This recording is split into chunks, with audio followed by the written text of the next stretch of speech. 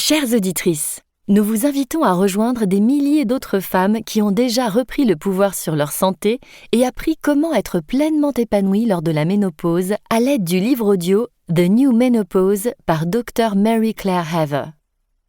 La Dr. Mary Claire Haver, gynécologue obstétricienne de renommée internationale, brise enfin le silence autour de la ménopause.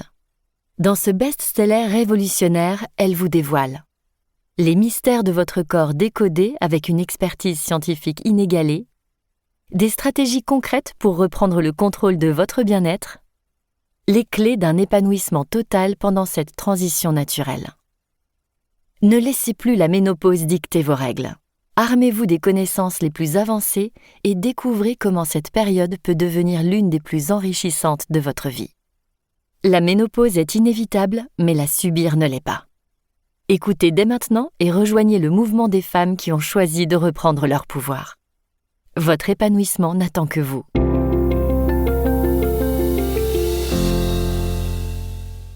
Partie 1. La ménopause. Toute une histoire. Chapitre 1. Non, ce n'est pas seulement dans votre tête. Nous connaissons notre corps, nous savons quand un changement physique survient. À 47 ans, un gynécologue m'a affirmé que la ménopause n'existait pas et on m'a demandé si j'avais un psychiatre.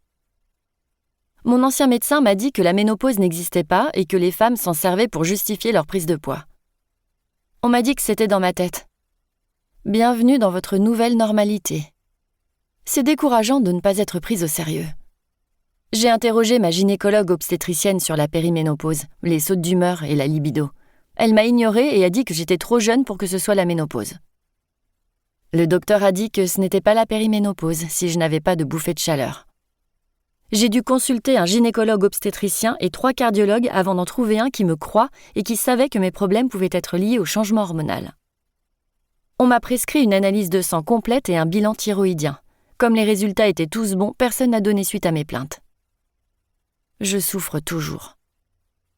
Ces déclarations ne représentent qu'un petit échantillon des commentaires partagés sur mes réseaux sociaux et dans une enquête sur les expériences des femmes avec les symptômes de la ménopause.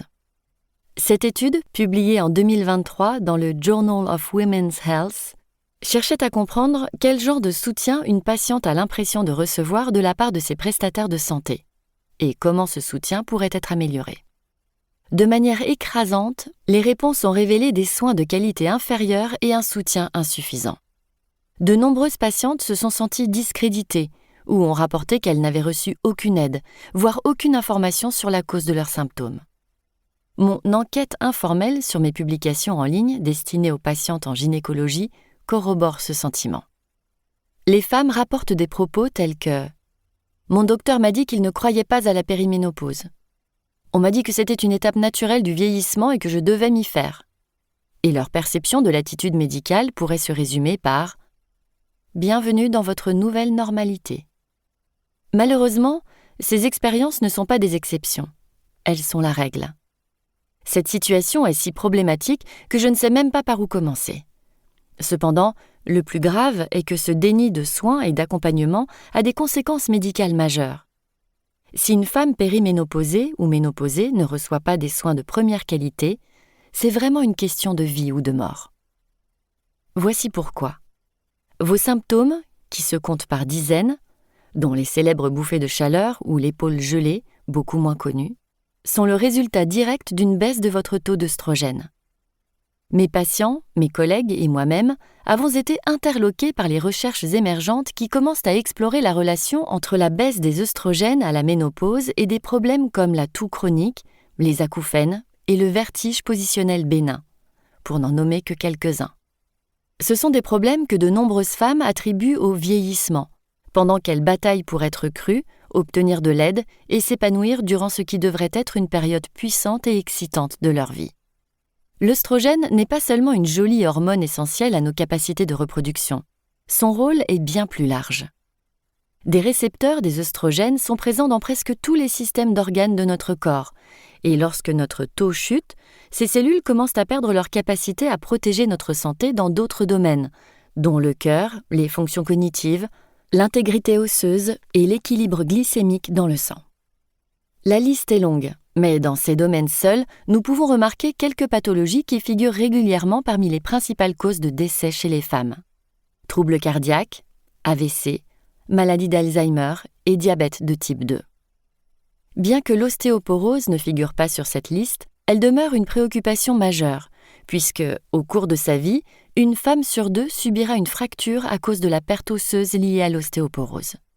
À elles seules, les fractures de la hanche sont associées à un taux de mortalité accru de 15 à 20% dans l'année qui suit l'accident.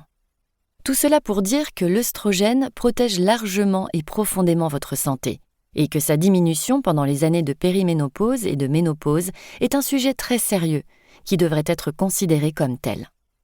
Par la suite, je vous présenterai un panorama complet de ce que vous pouvez faire pour prioriser votre santé durant cette phase importante.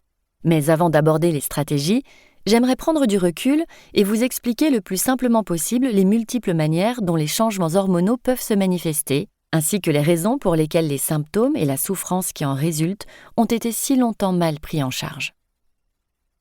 Remplacement des œstrogènes et vieillissement. Si vous êtes éligible à un traitement hormonal, il pourrait prolonger votre vie. Une étude publiée dans le journal Ménopause indique qu'une femme qui commence à prendre des œstrogènes à 50 ans peut espérer vivre 2 ans de plus qu'une femme qui n'en prend pas. Un chiffre associé à une diminution de 20 à 50% des risques de décès par an, toutes causes confondues.